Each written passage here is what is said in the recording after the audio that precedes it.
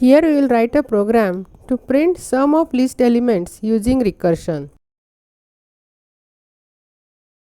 Since we are going to find this using recursion, we will define one function list sum with two parameters as L and size of list. L for name of the list and size for the total number of elements for the list.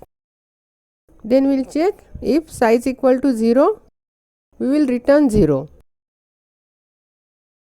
Else we will return sum of elements.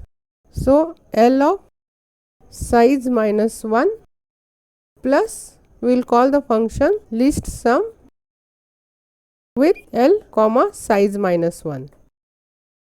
Then outside the function, first we will accept total number of elements for the list. So n equal to int input, enter total elements for the list. Then we will declare empty list and we will accept list elements from the user using for loop. So for I in range 0 comma n, we will accept element in E. So E equal to int input, enter element, and we will append this element to A. So A dot append E.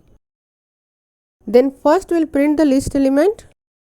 So print elements from list, we will print A, and then we will print sum of list elements. So print sum of list elements and we will call the function list sum and we will pass A and n as a parameter, where A is a list and n is a size of the list. And we will execute this. I will enter total elements as 5 and I will give the elements. It will print elements from the list as 2, 3, 4, 5, 6 and sum of list element is 20.